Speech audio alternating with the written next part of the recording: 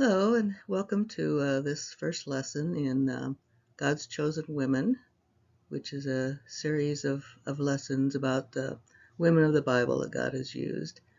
The first one is Sarah, Mother of Nations, and in part one, we're going to be looking at the silence of Sarai. Sarai was the name that she was originally known by.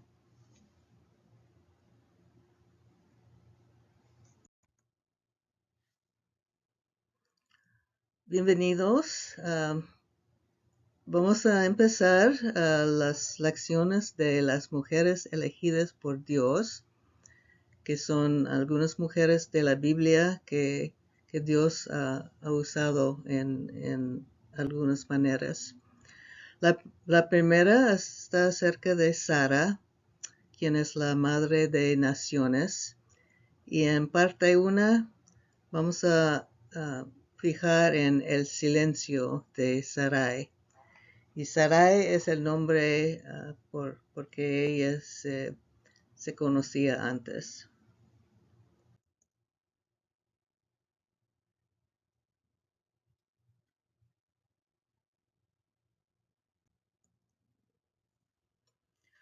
And why should we study Sarah or Sarai? ¿Por qué debiéramos de estudiar acerca de Sara, Sarai? And there are a number of reasons for that. And you will notice I am alone. It's only Jeanette today. And if you wait till the end, I'll give you some of the details that made that happen. Y se pueden fijar que estoy solita ahora. Teresa no podía estar aquí en esta ocasión. Y si espera hasta el final, les voy a dar algunos otros detalles.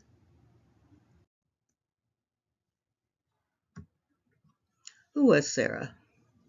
A member of the family of Terah, a descendant of Noah through Shem, she lived in the prominent city of Ur in Mesopotamia. Her original name was Sarai, meaning princess. Her role became significant when her husband, then called Abram, was chosen by God to become the father of many nations. More is written about her in the Bible, in the Old and New Testaments, than about any other woman. ¿Quién era Sarai? Un miembro de la familia de Taré, era descendiente de Noé a través de Sem. Vivía en la prominente ciudad de Ur, en Mesopotamia.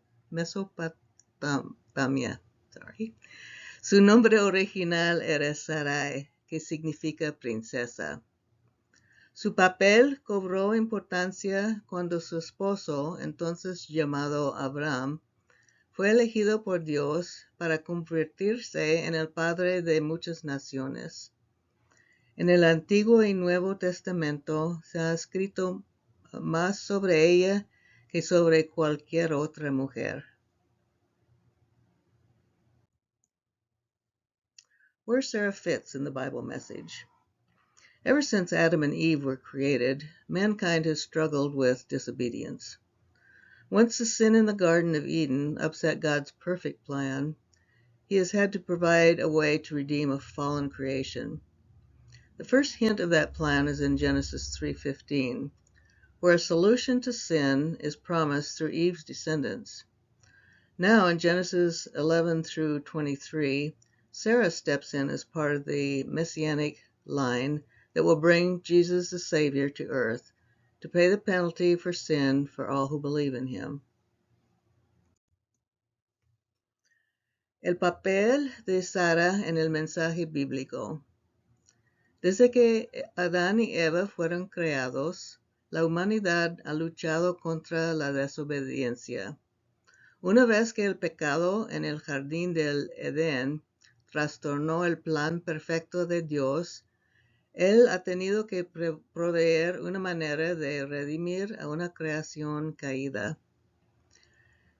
El primer indicio de ese plan se encuentra en Génesis 3:15, donde se promete una solución al pecado a través de los descendientes de Eva. Ahora, en Génesis 11 hasta 22, Sara interviene como parte de la línea mesiánica que traer al Salvador a la tierra para pagar el castigo por el pecado de todos los que creen en él.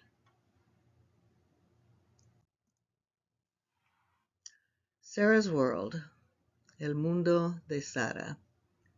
And here you have a map that helps you see the region of the ancient Middle East where her life began. Aquí se ve un mapa de Mesopotamia, donde nació Sara y Abraham, y donde empezaron su vida. Sarah's life, la vida de Sara. And this is a figure that was very prominent in that part of the world. Is a ziggurat.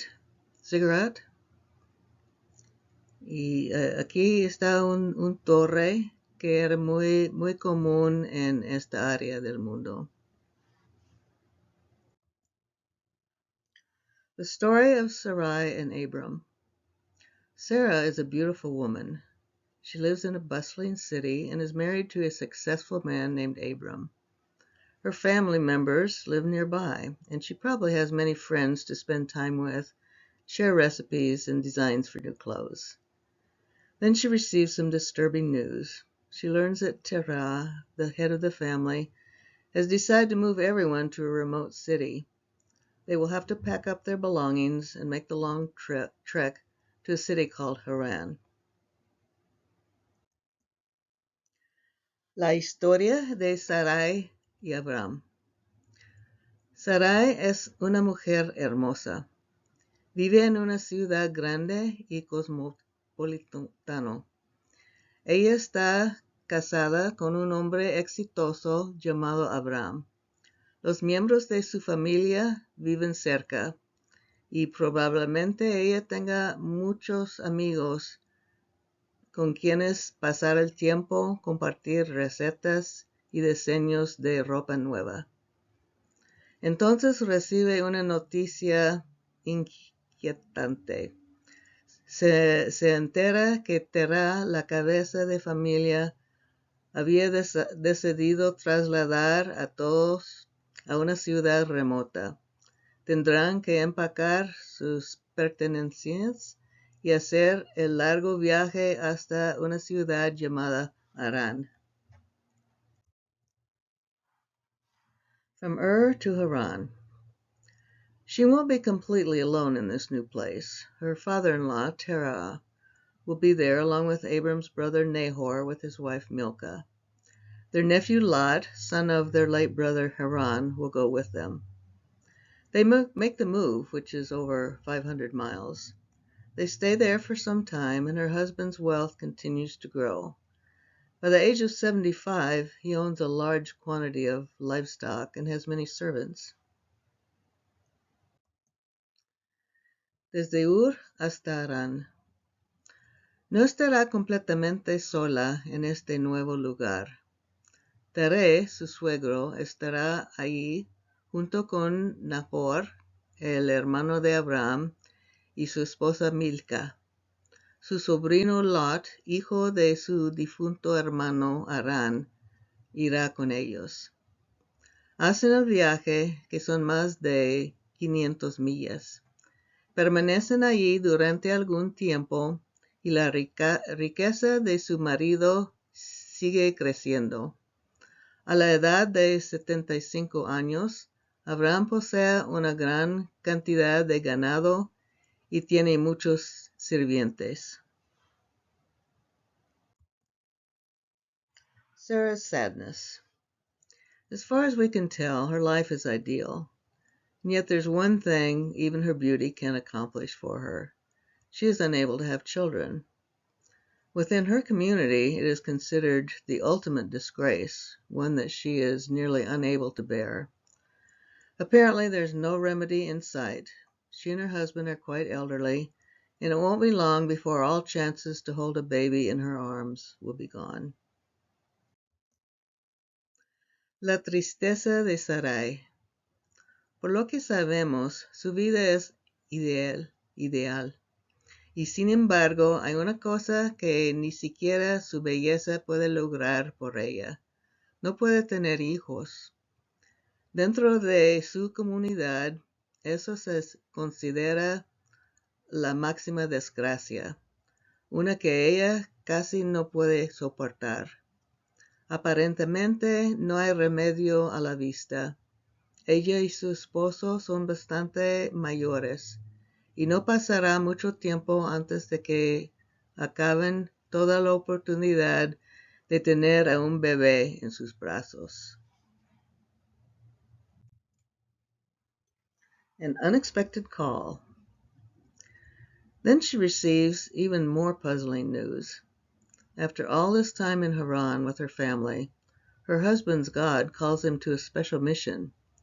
At first it seems too wonderful to even believe.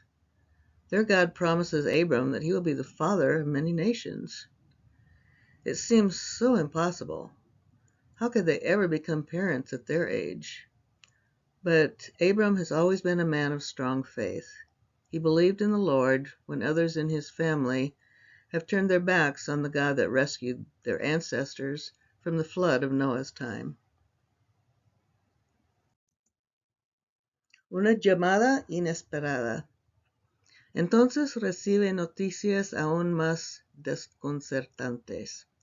Después de todo este tiempo en Harán con su familia, el Dios de su esposo lo llama a una misión especial. Al principio parece demasiado maravilloso para siquiera creerlo. Su Dios promete a Abraham que será el padre de muchas naciones. Parece imposible. ¿Cómo podrían llegar a ser padres a su edad? Pero Abraham siempre ha sido un hombre de fuerte fe. Se ha vuelto a su Dios cuando otros de su familia le han dado la espalda a Dios. En el rescate a sus antepasados del diluvio de la época de Noé. Facing uncertainties. The next part of God's plan is startling to Sarah.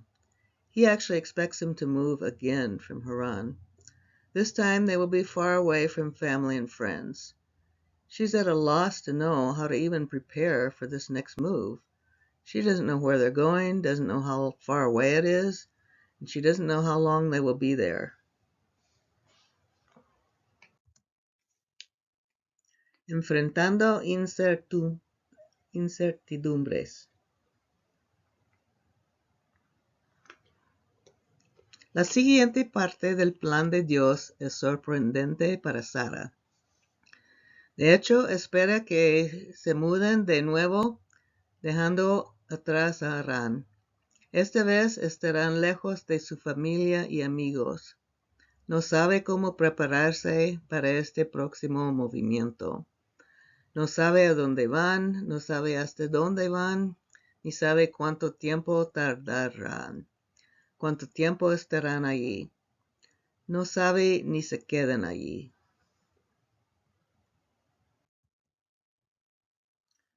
Sarah's silence.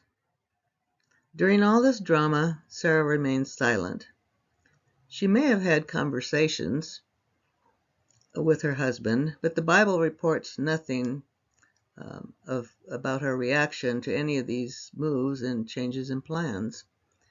The only evidence that we have that Sarai was behind her husband's decisions during this period is found in the New Testament.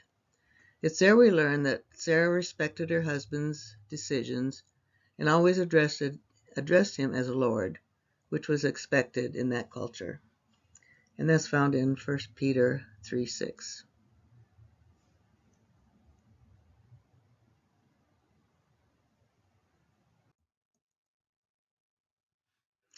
El silencio de Sarai. Durante todo este drama, Sarai permanece en silencio. Es posible que ella haya tenido conversaciones con su esposo, pero la Biblia no informa nada acerca de su reacción a ninguno de estos movimientos y cambios de planes. La única evidencia que tenemos de que Sarai estuvo detrás de las decisiones de su esposo se encuentra en el Nuevo Testamento.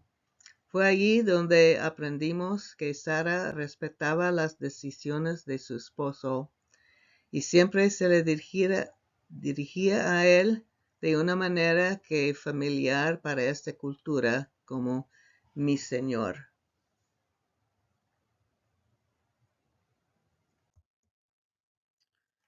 To contemplate. Have you ever faced a major move or lifestyle change as Sarah did? How did you adapt to the circumstances? Did you remain silent as Sarai? Sarah worshipped one God, but lived in a community that followed a number of gods. What comparisons can you make to living in a modern age where many people have turned their backs on their faith in the one true God?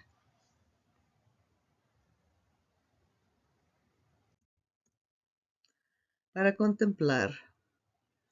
¿Alguna vez te has enfrentado a una mudanza importante o a un cambio de estilo de vida como lo hizo Sarai?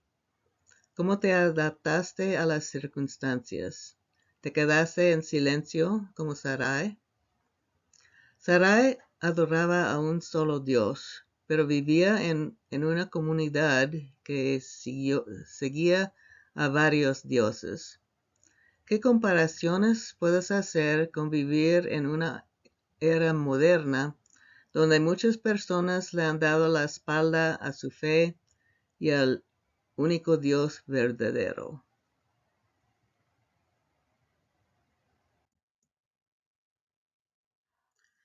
Next week, in the following lessons, Sarah's challenges become even more difficult. Can she continue to follow her husband's leading in silence? La próxima semana. En la siguiente lección, los desafíos de Sarai se vuelven aún más difíciles. ¿Puede seguir la dirección de su esposo en silencio?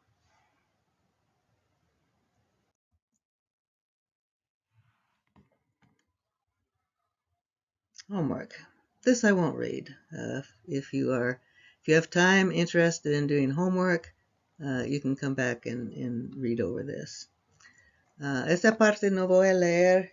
Si tiene tiempo o interés en hacer la tarea, puede regresar aquí para ver los pasajes que puede estudiar.